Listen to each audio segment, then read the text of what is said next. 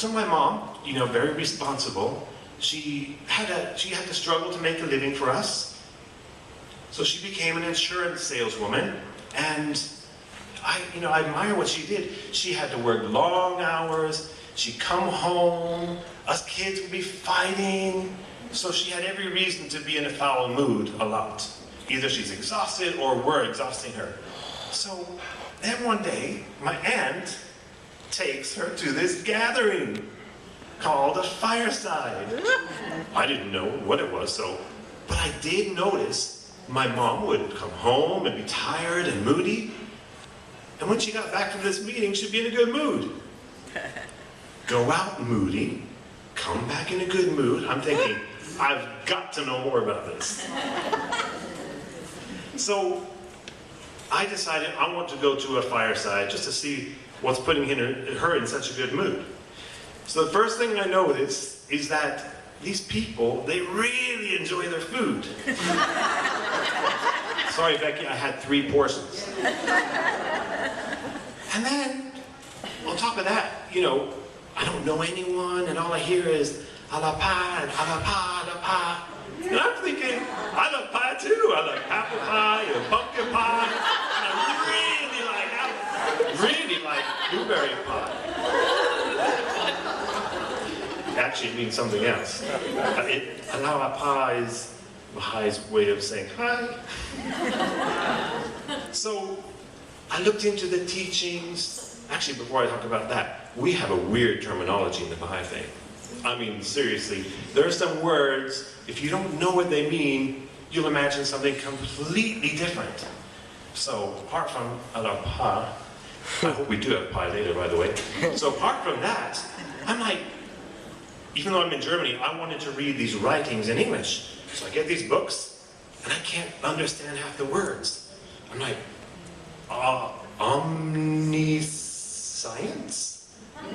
Omniscience, what is that? We didn't have the internet then, so I had no idea what it was. For a year, I would be reading omniscience, omniscient, until I found out by hearing someone else that's omniscient.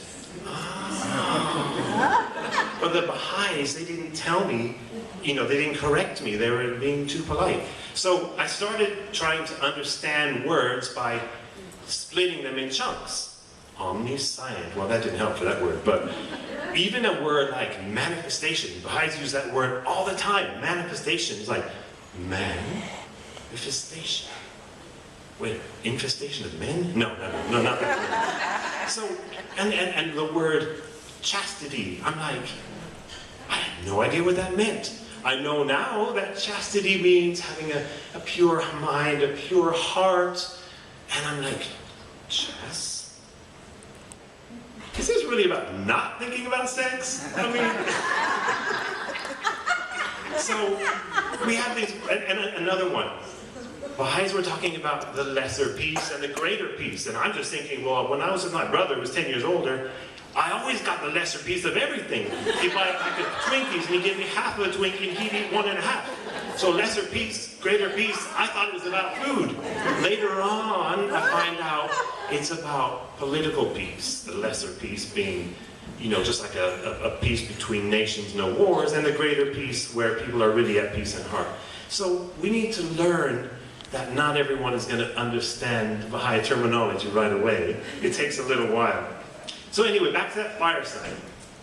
I'm listening to what people are saying, and it's like teachings, you know, oneness of God, oneness of religion, universal education of all children. I'm like, yeah. And all these teachings, like, yeah, I agree with that, And I'm thinking, but what about the do's and the don'ts? You know, the do's, it's important to have a life of service, to give service to others, and I'm like, yeah, that's all logical. So I can't find anything strange.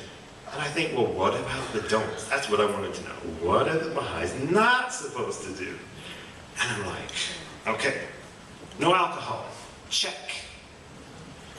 No drugs, check. No problem with that. No sex before marriage. Too late for that one, sorry. Backbiting. Oh man, that's half my conversation at work. Okay, check, I'll work on it. And so I learned about these teachings, and talking of words, it took me a while to really be able to even remember the name Baha'i. It sounds simple, but Baha'i, whenever I'd say Baha'i, I'm like, but what? So I had to use some kind of a way of understanding or remembering. So I'm thinking, okay, if you don't know what it means, split it in two. Ba like the sheep, and hi like you feel on, no, not that one. Hi like hello. So if you've ever not heard the word Baha'i, I'm sure you'll never forget it now. But I'm like, Baha'i? A religion, a faith? Really? If it doesn't end with anity or ism, it wasn't a religion for me. So, you know, these words, it took me a little while to get used to. Now, being a Baha'i in Germany had its challenges.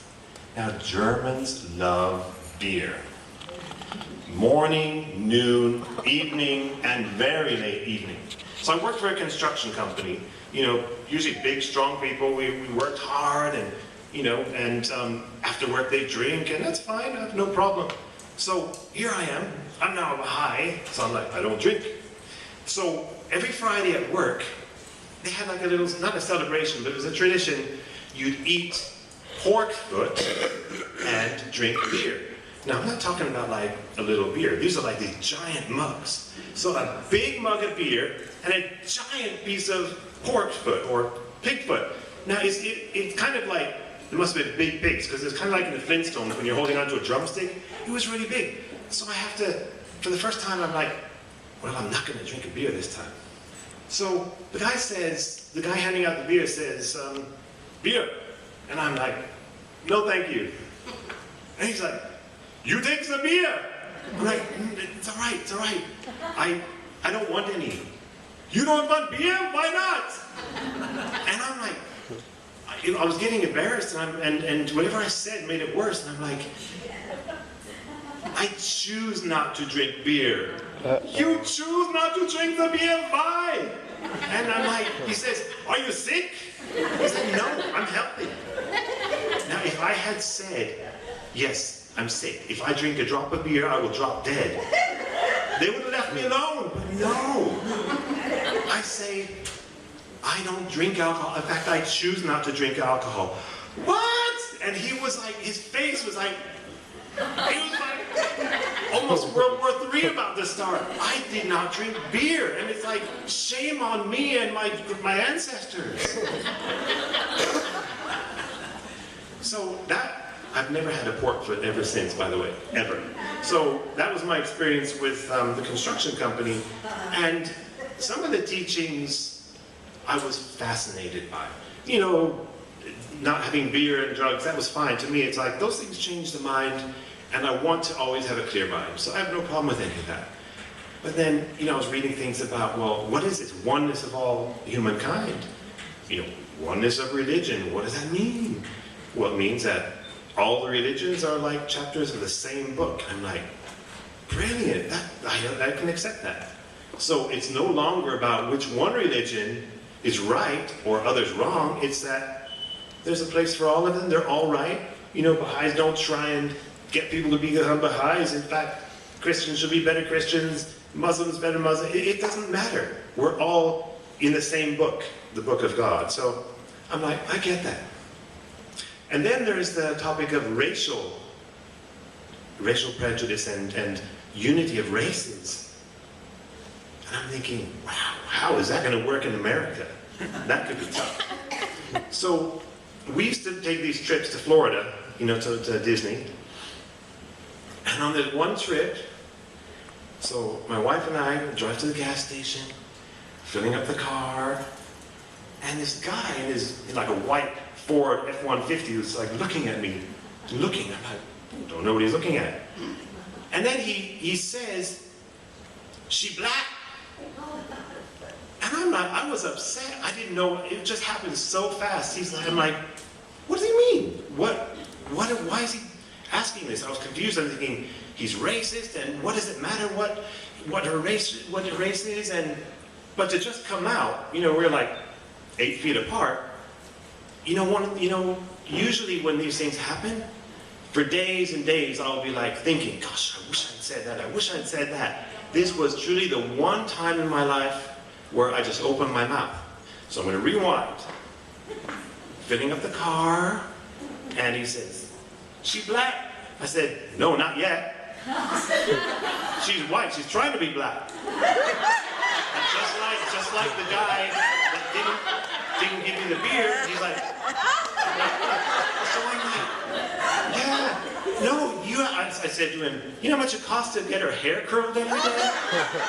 And the nose whitening, $4,700. And then on top of that, I said to her, honey, your beautiful blue eyes are just stunning, and she wanted to have them brown. So in the operation of trying to change them to brown, she lost an eye in the process. By now, this guy had a really strange look on his face. And a little time passed, and then, you sure she's not black? I said, black, are you kidding? You should see her dance. I've never seen anyone jump in their car or truck that fast. That is so funny. So, I hope you appreciate the musical gift that you have in store for you today. I've said enough words. Lives are supposed to be about deeds, not words, and I've been going the other way. But I do hope, Becki, that we have some good pie. I'm going to now introduce Kiskadee and the Miami Sound Byte Band. Thank you.